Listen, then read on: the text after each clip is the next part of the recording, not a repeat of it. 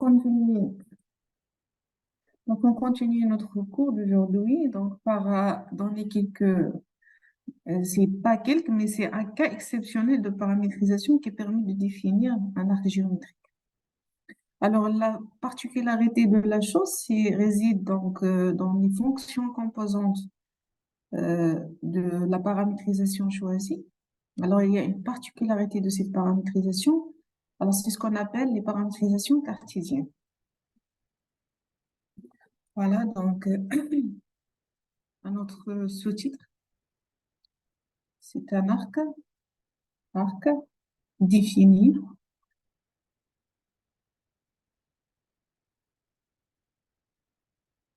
par une paramétrisation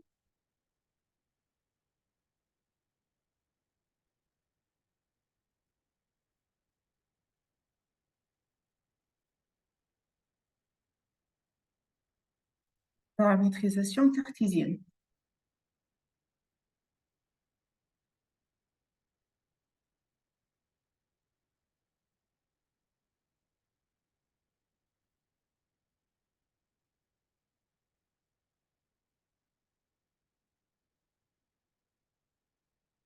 Donc, définition,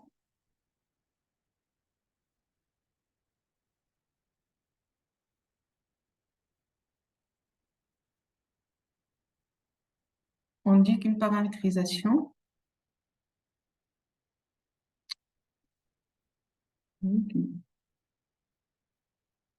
on dit qu'une paramétrisation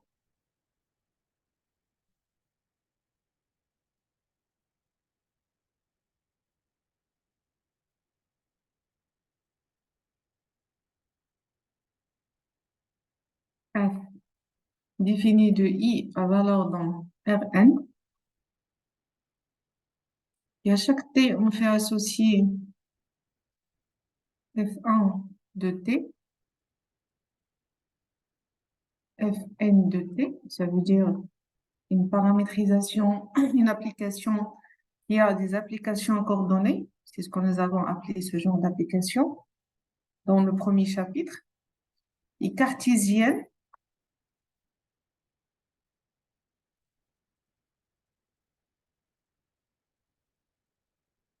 regardez quand est-ce qu'il est cartésien.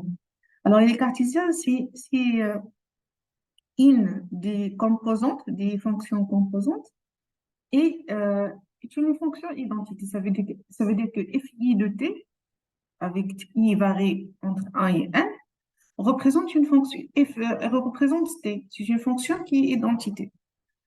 Alors, et on écrit, s'il existe une valeur de i avec i varié entre 1 et n, tel que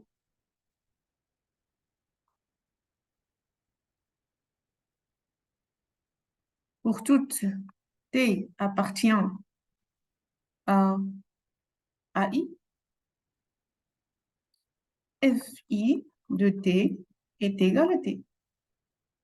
Ça veut dire si i égale à 1, au lieu d'avoir fn de t, on va avoir ici t.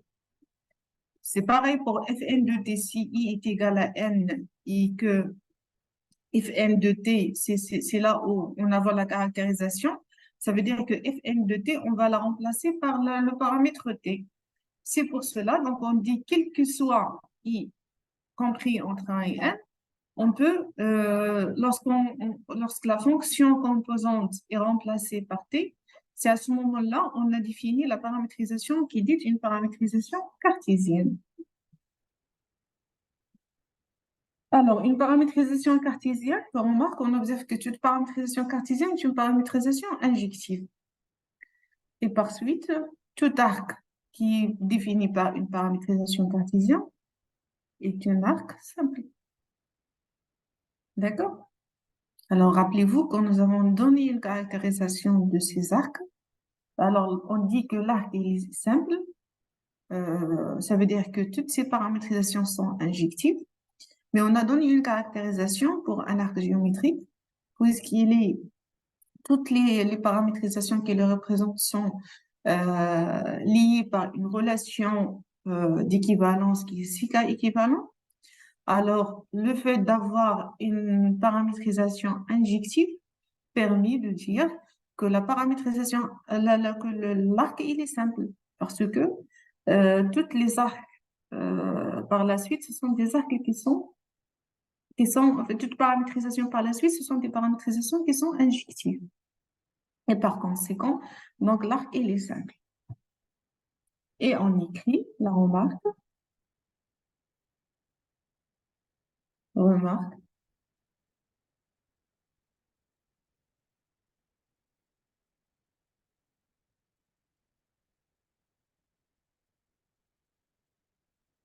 une paramétrisation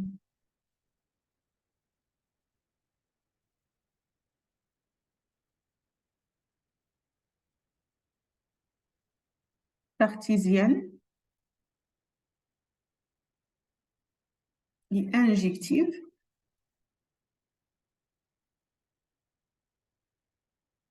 par suite,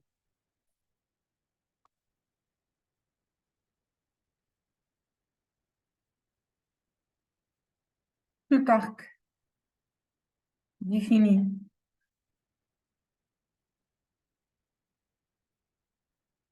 par une paramétrisation cartésienne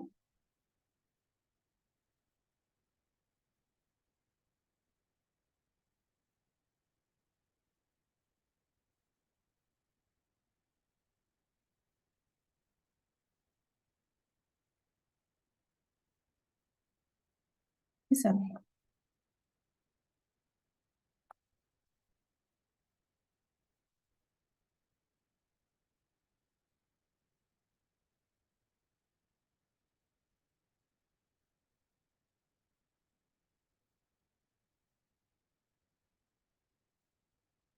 Et comme un exemple qui est très trivial par rapport aux gens, au terminal, on a eu l'occasion de voir les paramétrisations cartésiennes de façon plus, mais on n'a pas défini comme ça, donc, mais toute paramétrisation, toute x, f de x qu'on peut avoir par x, f de x, ce sont des paramétrisations qui sont cartésiennes. Alors, parce que vous avez ici représente f1, f2 et f1 est représenté par la variable, par le paramètre. Donc, x, f de x, c'est une paramétrisation qui est cartésienne. D'où vient l'exemple suivant? La parabole, l'exemple, donc, il s'agit de la parabole définie de x à valeur, donc, qui à chaque x on fait associer x, k de x, kx au carré, alors est un arc qui est simple, parce qu'il est défini par une paramétrisation cartésienne. Donc, la parabole définie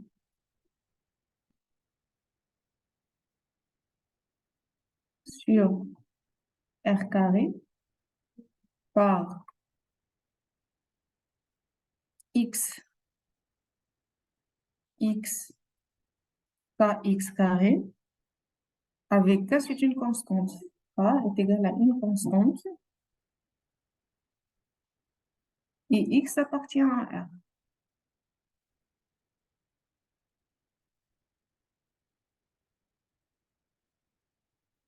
C'est un arc simple.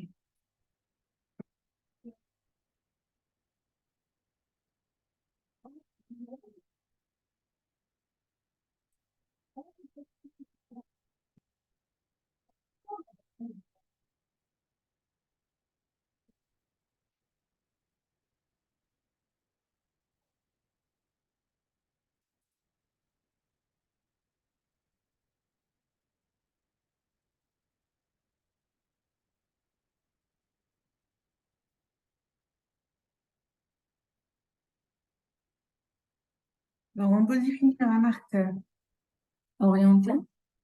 Alors, l'orientation d'un arc, donc, il est tout simplement réside dans le sens ou bien la monotonie du difféomorphisme qui lui, en fait, qui lui, qui lui sert comme un changement de paramètre. Ça veut dire si le difféomorphisme est un difféomorphisme qui est croissant, on dit que l'arc il est orienté positivement, dans le sens direct. Si maintenant le difféomorphisme est dans le sens y décroissant, on dit que notre, notre arc il est défini, il est orienté d'une façon négative. Donc, il est orienté dans le sens décroissant du difféomorphisme. Voilà. Et on aura la définition suivante.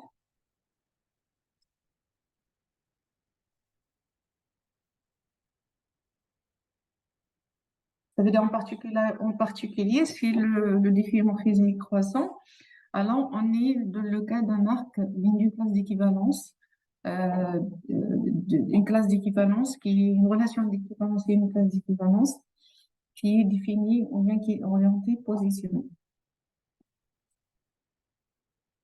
Donc, 2, 2, 2,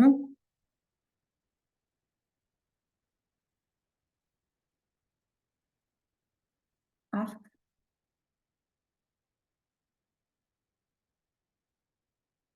orienté.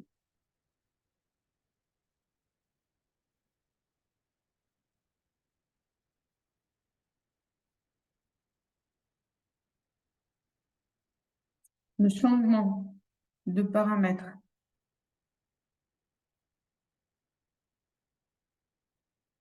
θ défini de I à valeur dans G est un difféomorphisme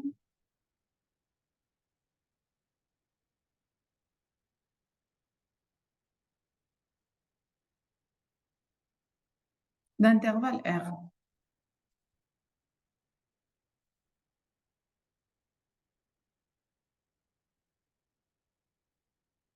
D'intervalle de R, pardon. D'intervalle de R. Il est strictement croissant ou strictement décroissant.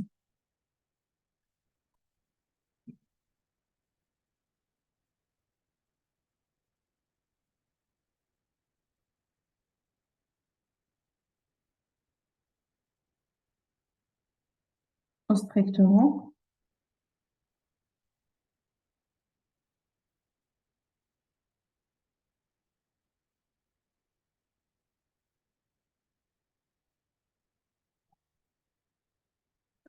Alors, s'il est croissant, il en est de même de θ-1. D'accord? Ça veut dire que euh, les deux, le θ, la fonction et la fonction, le difféomorphisme et le difféomorphisme inverse représentent la même monotonie. Donc, s'il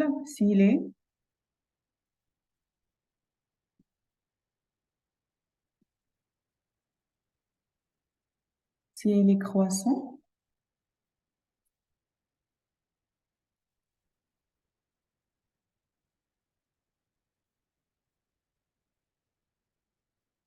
il en est de même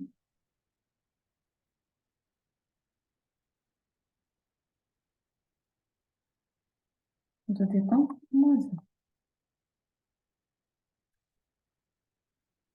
Et notre propriété, c'est θ1 et θ2.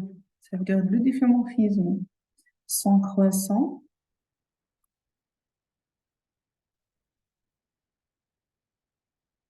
Alors, le composé de ces deux difféomorphismes, il est aussi croissant. θ1 rho θ2 est aussi croissant.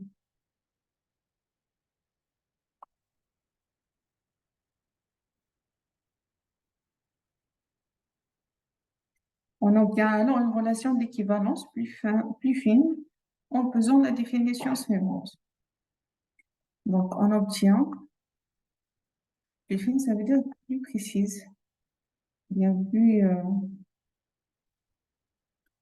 oui, avec plus de particularités. Alors, une relation d'équivalence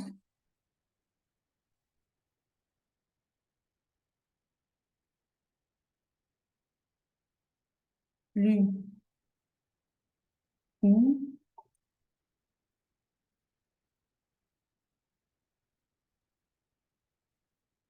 en posant la définition.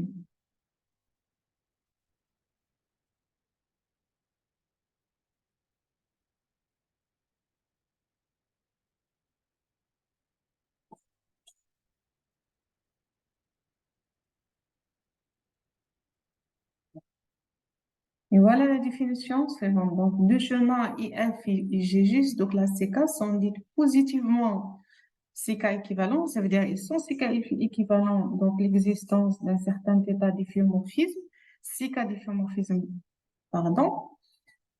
Mais il est positivement CK équivalent, ça veut dire que cet état est croissant, tel que nous avons la relation de tout à l'heure, F est égal à 0 θ.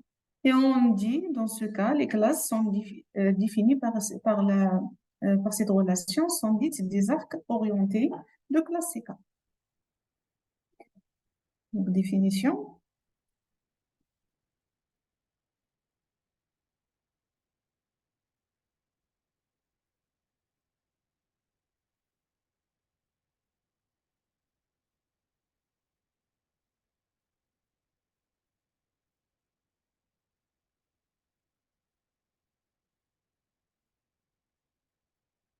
Le chemin IF et GG de classe CK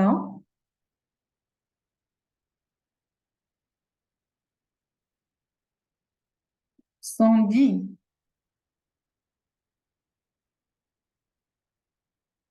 positivement CK équivalente, équivalent,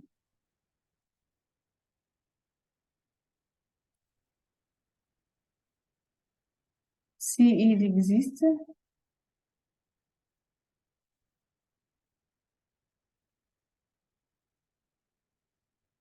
un CK difféomorphisme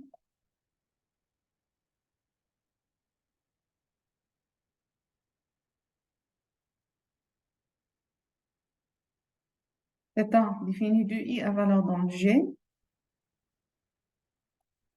croissant tel que F est égal à G rho θ.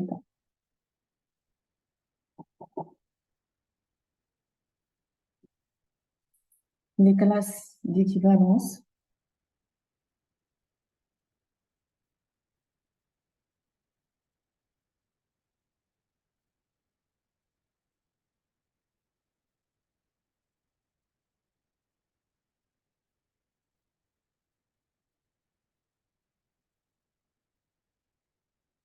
définies par cette relation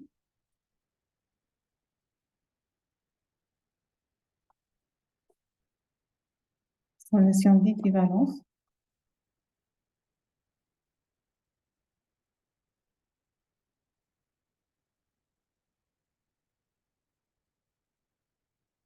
sont dites arc orienté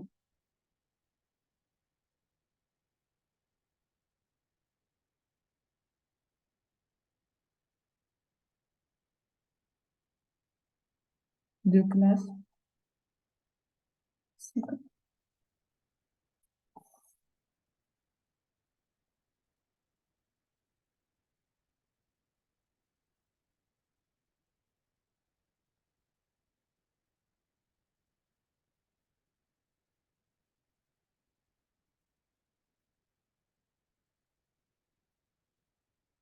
C'est juste de dire que gamma est un arc paramètre géométrique alors qui est défini par ce genre de changement de paramètre qui est croissant, donc constitue un arc géométrique orienté positivement. Donc, on pourra la noter gamma plus tout court. Et on dit que l'arc gamma, il est orienté dans le sens des paramètres croissants. Voilà, donc et on écrit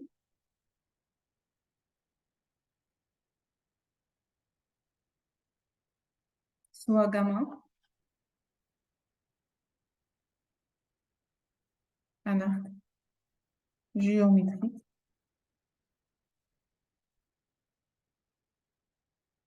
défini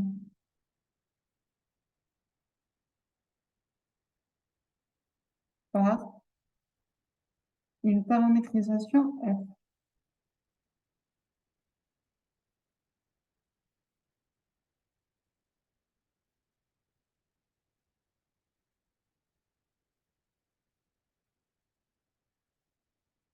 Les paramétrisations, dans la définition intermédiaire, dans ce point-là. Donc, les paramétrisations, donc, le reste, c'est juste une description. Donc, les paramétrisations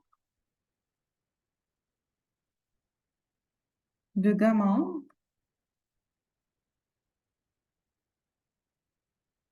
ils se déduisent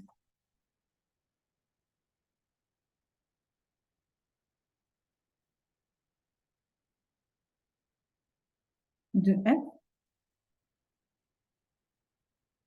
par un changement de paramètre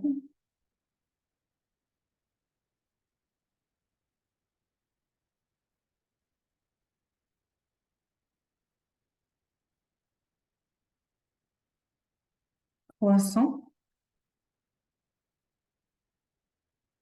constitue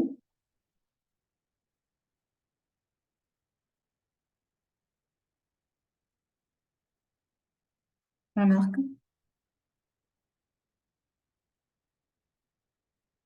géométrique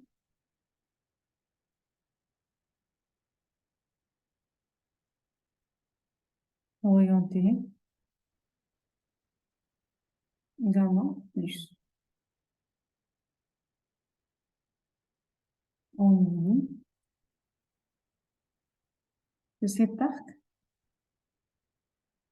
orienté s'obtient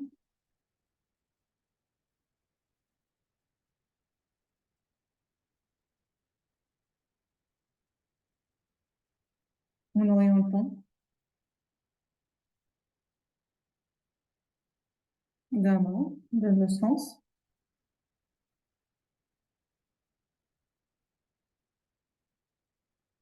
du paramètre croissant.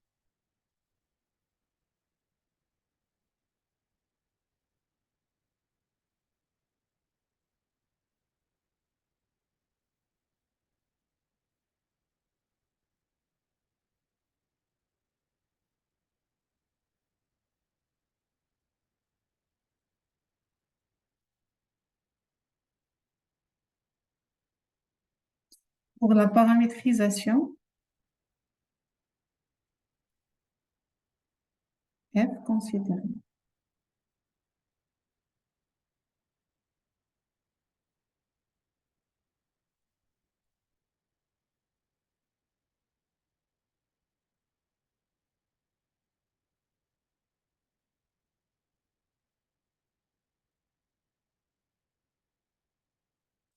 Alors, c'est pareil pour gamma moins. Donc, toute paramétrisation, sauf que pour gamma moins, c'est l'ensemble des paramétrisations qui sont ces cas équivalents d'une façon négative, ou bien avec un changement de paramètre décroissant cette fois-ci. Ça veut dire que le θ que vous avez est un θ décroissant. Donc, dans tous les cas, soit vous avez comme le θ, c'est un cycle difféomorphisme, soit il est positif ou bien négatif, vous n'avez pas d'autre cas. Donc, soit votre arc, il est un arc géométrique gamma plus, orienté positivement, soit c'est un arc qui est gamma moins, donc qui est orienté d'une façon négative, ou bien dans le sens changements de paramètres qui sont décroissants. Voilà, donc, et on écrit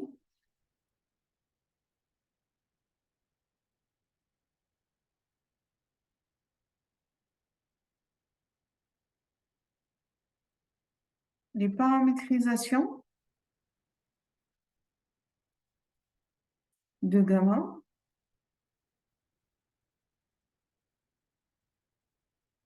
qui se déduisent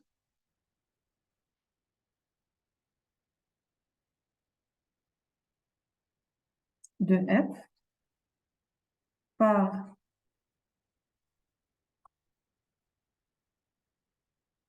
un changement de paramètres décroissants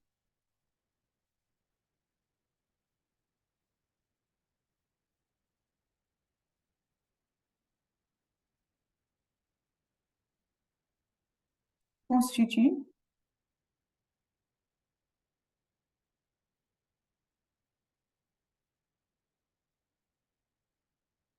un arc géométrique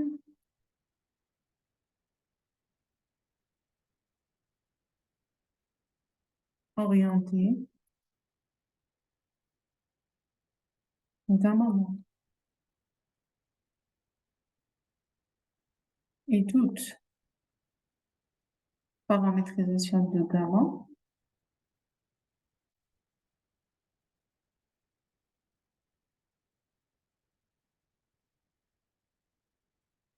appartient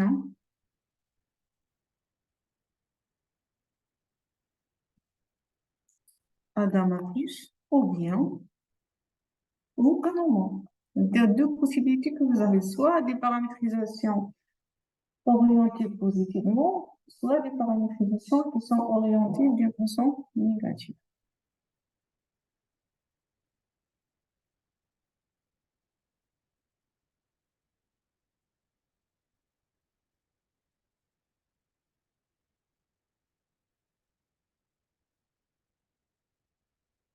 Alors, il faut noter que pour un arc géométrique, on peut avoir deux paramétrisations. Une, il est dans gamma plus et l'autre, il est dans gamma moins. Ça veut dire quoi? Ça veut dire que les gamma plus et gamma moins ne sont pas totalement nécessairement distincts. Ça veut dire qu'on peut avoir des paramétrisations qui sont dans gamma plus comme dans gamma moins, mais qui représentent le même arc géométrique. D'accord? Et on écrit les choses suivantes. Ça veut dire qu'on peut avoir un θ1 qui est croissant, qui vérifie la relation de tout à l'heure, G est égal à F roté par 1, et, et un difféomorphisme qui est décroissant, θ2 avec G est égal à F roté par 2, qui représente le même, en fait, le même arc géométrique. Et on écrit,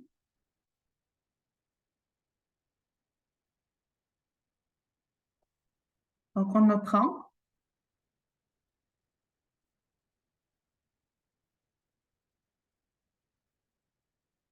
que gamma plus et gamma moins ne sont pas nécessairement distincts.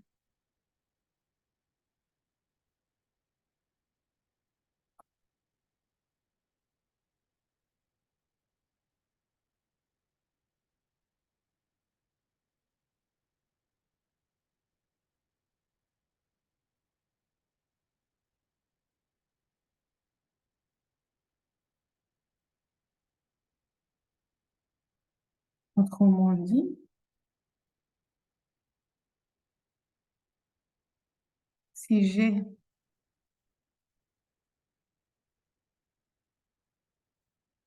une autre paramétrisation,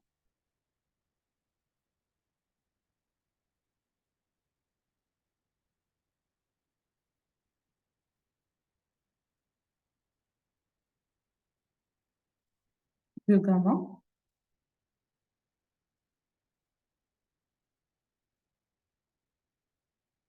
il se peut qu'il existe θ1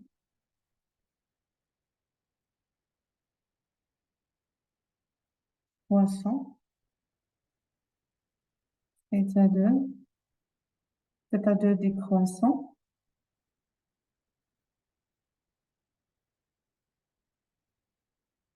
tel que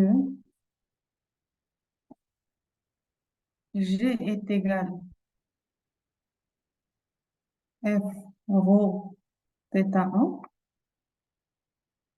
G est égal F rho θ2, on dit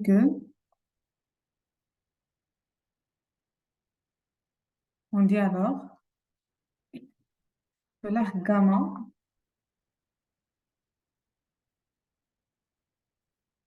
possède une seule orientation. Possède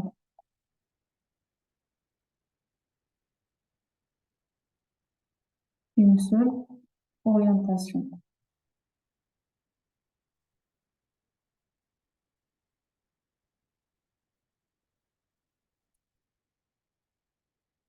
D'accord?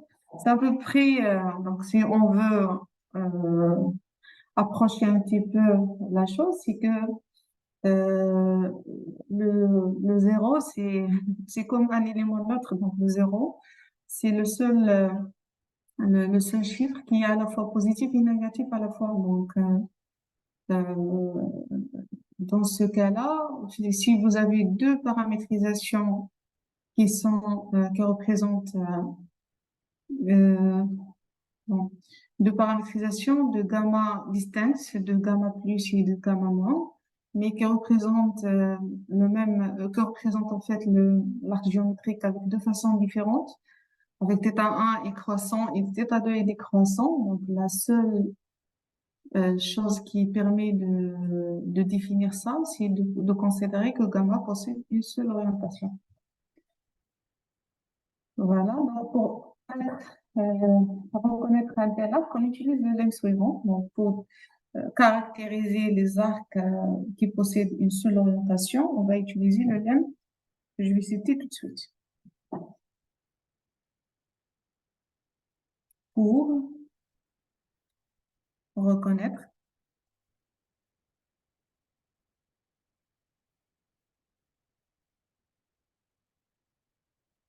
un tel arc, on utilise le lemme suivant.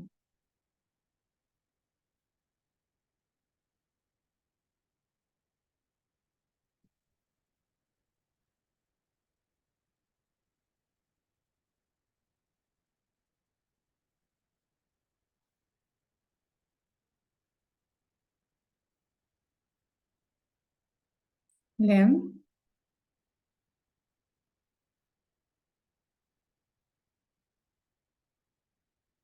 un arc géométrique.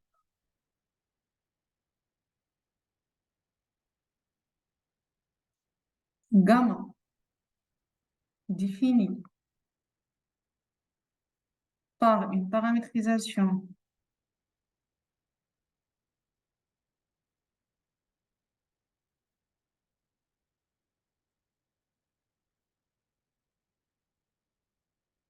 f de i à valeur dans Rn admet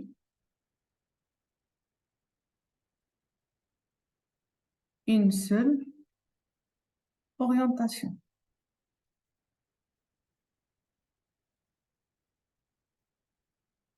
Si et seulement si il existe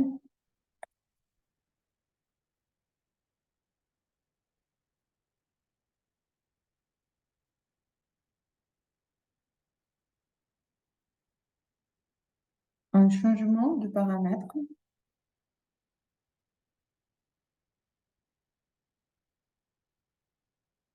décroissant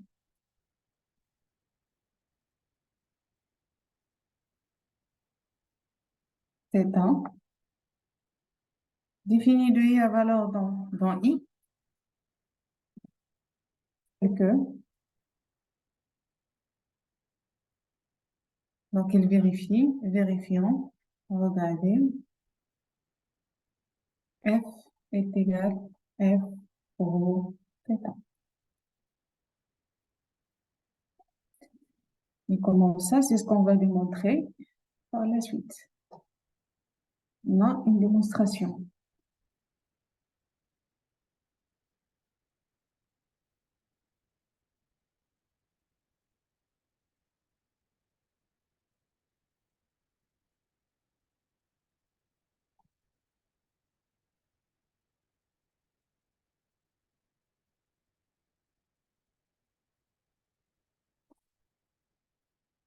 Une démonstration que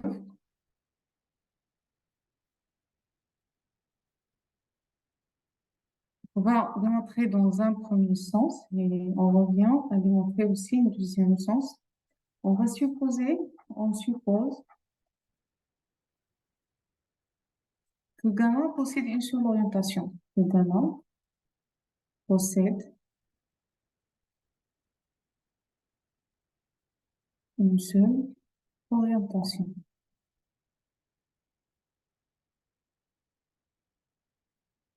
Donc, d'après ce qui précède, vous avez l'existence d'un certain θ1 qui est croissant, un certain θ2 qui est décroissant, tel que G comme étant une application, une nouvelle paramétrisation, soit définie par f rho θ1 et soit aussi définie par f rho θ2. Donc, il existe un θ1 défini de G à valeur dans I qui est croissant et un certain θ2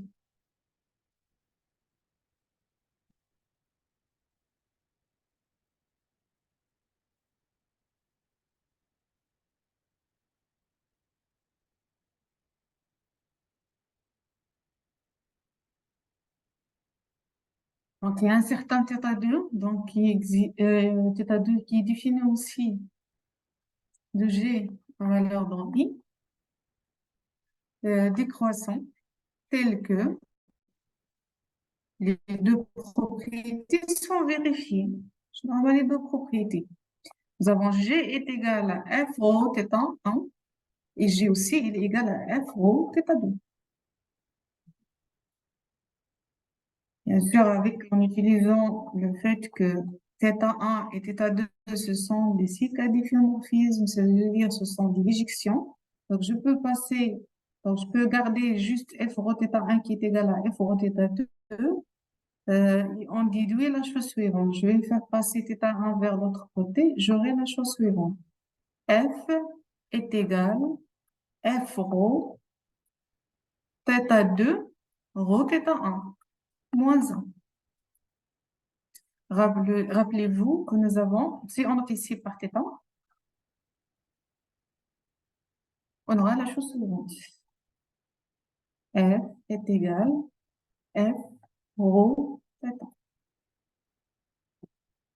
Et θ, c'est un CK difféomorphisme. Pourquoi? Donc, d'après les caractérisations que j'ai citées tout à l'heure, dans un petit paragraphe en introduction de notre section, donc on a dit que si θ est un CK difféomorphisme, alors θ1 moins, θ aussi, donc la réciproque de θ, elle est aussi. Alors, si θ1 et θ2 sont deux CK difféomorphismes, leur composé est aussi un CK difféomorphisme, ce qui permet d'en déduire que θ est aussi un CK difféomorphisme. Alors, il est croissant ou décroissant, sachant que ici, le composé d'une fonction croissante et une fonction décroissante donne toujours une fonction qui est décroissante.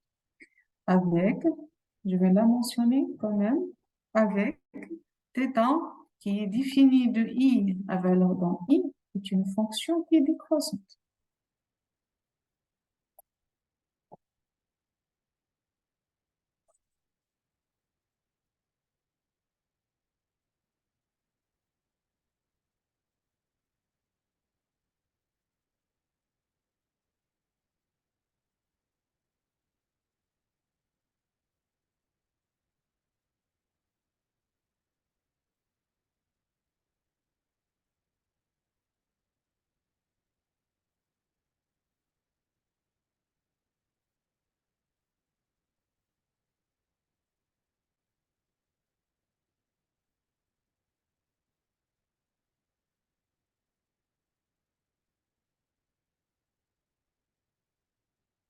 Alors, on veut maintenant donc démontrer les choses dans le sens, dans l'autre sens, dans le sens opposé.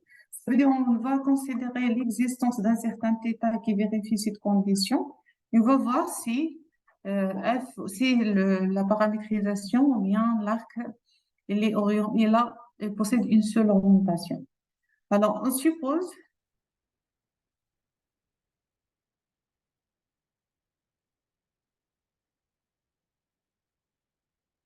que F est égal à F rho θ, avec bien sûr θ défini de I à valeur dans I, mais il est décroissant, comme le mention. Alors, on va considérer un arc, un arc qui fait partie de l'arc géométrique qui est orienté positivement. Ça veut dire il existe un θ1 défini de G à valeur dans I, qui est croissant tel que G est égal à F rho θ1. Et comme F est égal à F rho θ, donc je remporte dans l'expression, j'aurai F rho θ,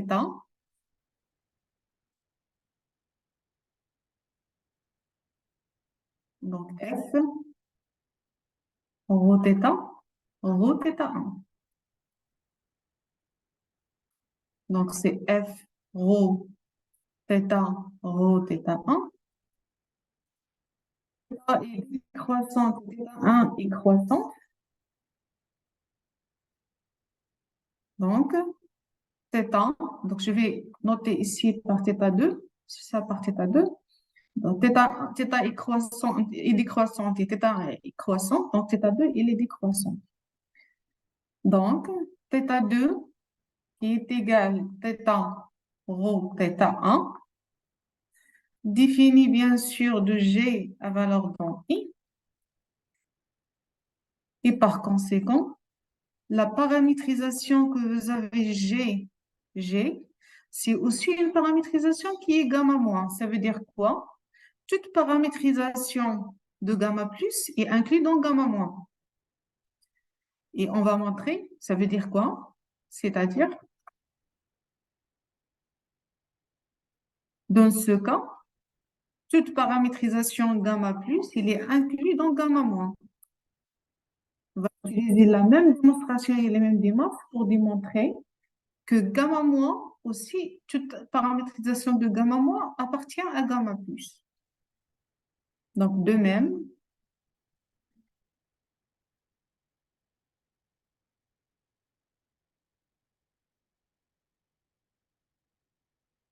on montre que gamma moins inclus dans gamma plus. Ça veut dire on prend une paramétrisation de gamma moins et on considère l'existence d'un certain θ2 qui est décroissant et en suivant le même schéma, on retrouve que la paramétrisation aussi, il est inclus dans gamma plus. Et on passe à l'exemple suivant.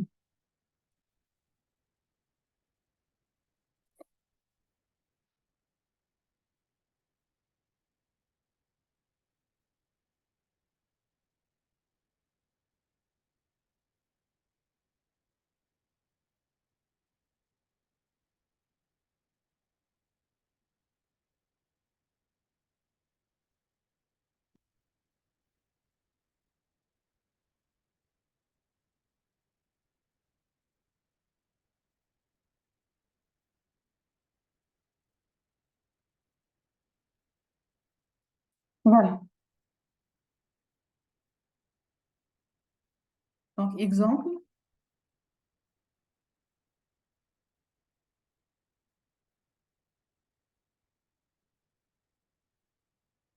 l'arc gamma de R2 défini par F de 0 pi à valeur dans R2,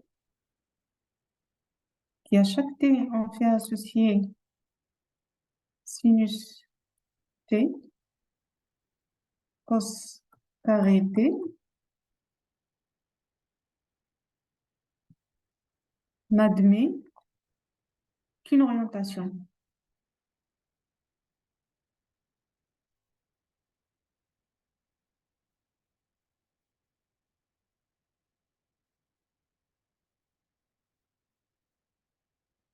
En effet, l'application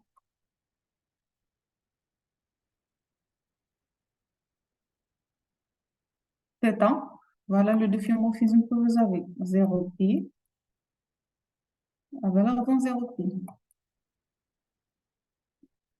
Il est décroissant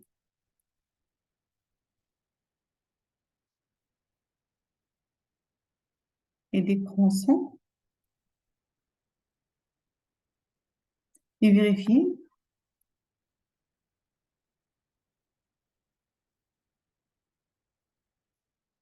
f est égal à f rho θ.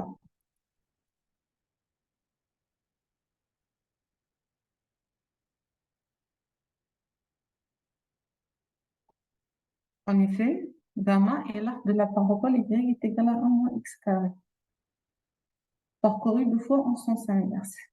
Alors, je vais vous montrer en fait la figure. Donc, en effet,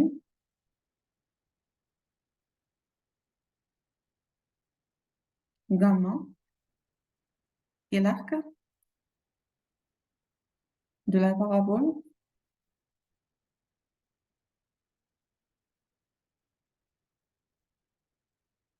y est égal à 1 moins x carré, x compris entre 0 et 1, parcouru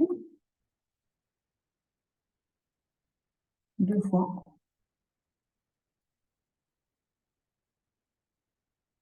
en sens inverse.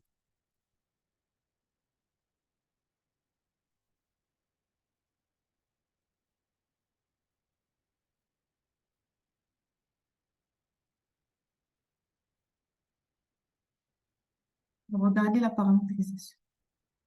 Là, la figure, pardon. Je vais vous montrer la figure.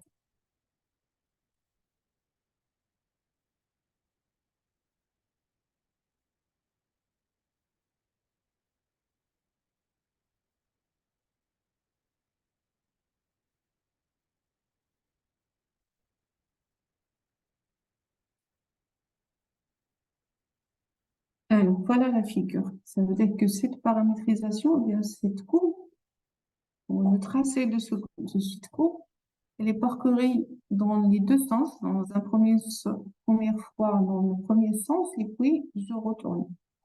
D'accord? Donc, avec x compris entre 0 et 1, donc j'ai une paramétrisation qui admet, qui à la fois admet un sens positif et un sens négatif. Donc, nous avons une seule orientation.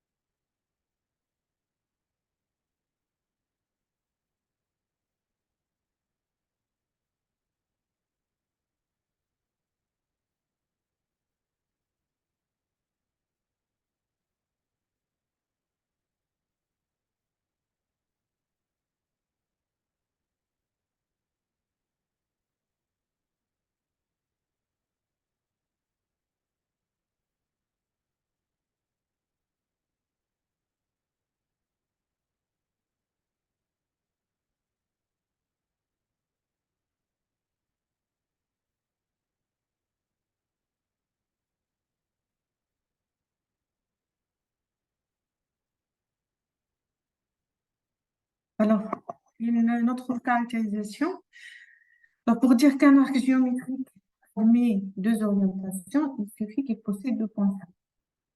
Donc, il suffit d'avoir deux points simples pour dire que la paramétrisation, ben, l'arc géométrique possède deux orientations. J'écris là la proposition.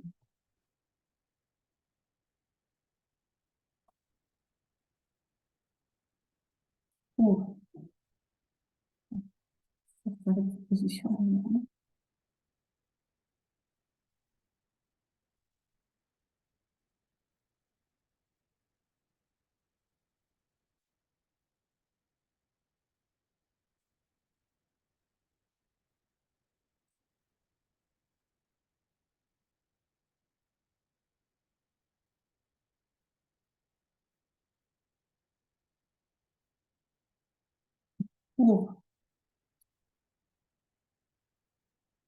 proposition, pour proposition, proposition,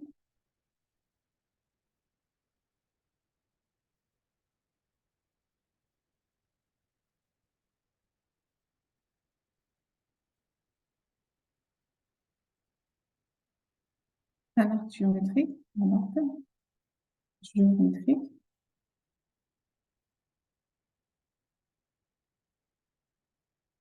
admet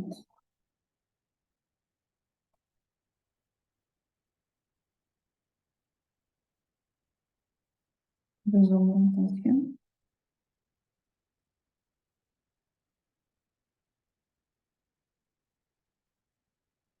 Il suffit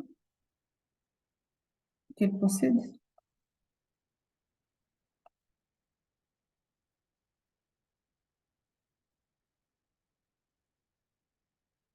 deux points simples.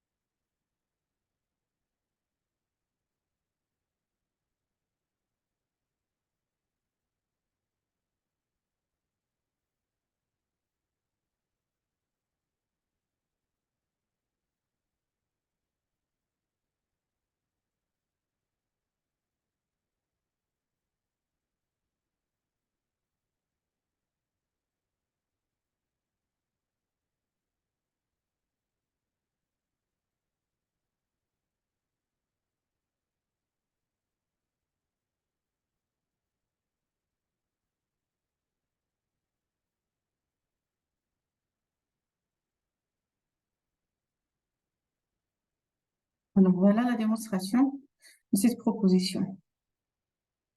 Preuve,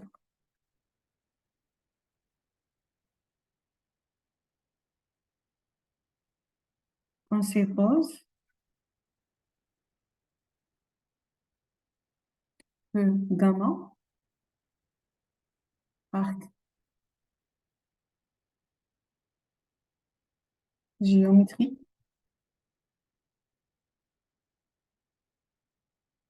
paramétrisé par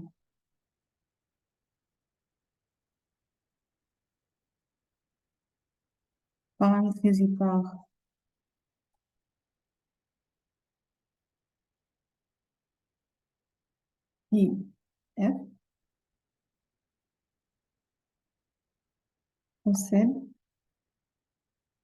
deux points singuliers.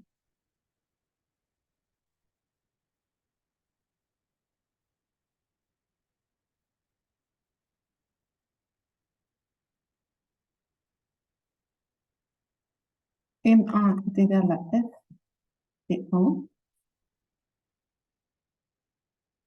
M2 est égal à F de T2.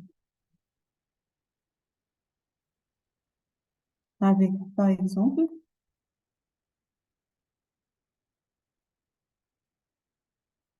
T1 inférieur à T2,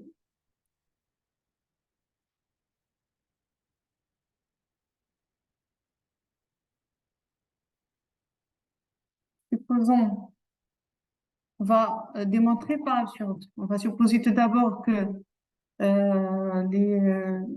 voilà, le chemin, ou bien l'arc géométrique admis une seule orientation et on va trouver qu'il y a une absurdité dans la démonstration.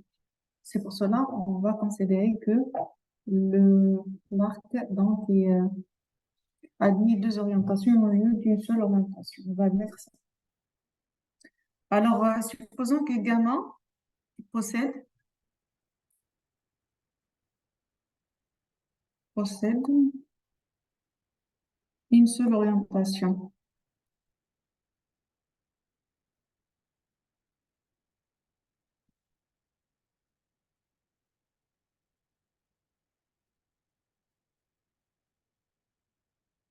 Après,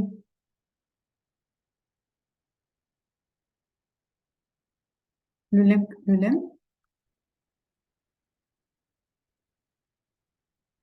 il existe un θ de i, à valeur dans i, tel que f est égal à f rho θ. Alors, on a d'une part M1 est égal, ceci donne le fait que M1 est égal à f de T1. Ça veut dire aussi qu'il est égal à f de θ T1. Et comme f est, M1 et M2 sont simples, deux points simples, ça veut dire que l'ordre de multiplicité est égal à 1 et en d'autres termes que le point il est parcouru il est parcouru une seule fois. Donc ça veut dire que T1 doit être obligatoirement égal à θ de T1 parce que nous avons une seule fois qu'on nous parcourons avec le M2 et le M1. De même, pour M2, nous avons M2, c'est F de T2, c'est F de θ T2, implique que T2 est égal à θ T2. Alors,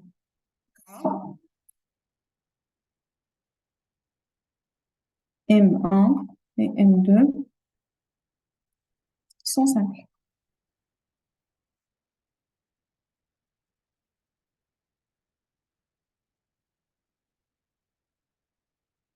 Maintenant, comme T1 inférieur à T2, et comme si θ est un difféomorphisme mais décroissant, alors θ de T1 doit être supérieur à θ de T2. Ceci montre que T1 est supérieur à T2 d'après les deux équivalences de l'implication que nous avons. Ceci, c'est absurde. Ça veut dire que là, votre arc possède deux paramétrisations, mais pas une seule paramétrisation. Pardon, deux orientations, mais pas une seule orientation. Alors, comme on a dit dans la proposition, ça permet de caractériser un petit peu les arcs géométriques qui admettent deux orientations en fixant juste lorsqu'on on se retrouve devant deux points qui sont simples, on peut dire que qu'un arc il admet deux orientations. Maintenant, si on veut généraliser, donc un arc qui admet euh, plusieurs points simples, ça veut dire un arc qui est simple, il est forcément un arc qui admet deux orientations. Ceci, et on écrit le corollaire suivant. Corollaire, corollaire, non, un arc simple admet deux orientations,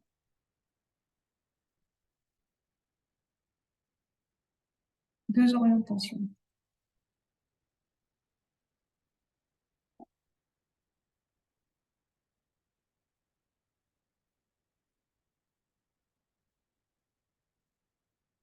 Voilà, donc,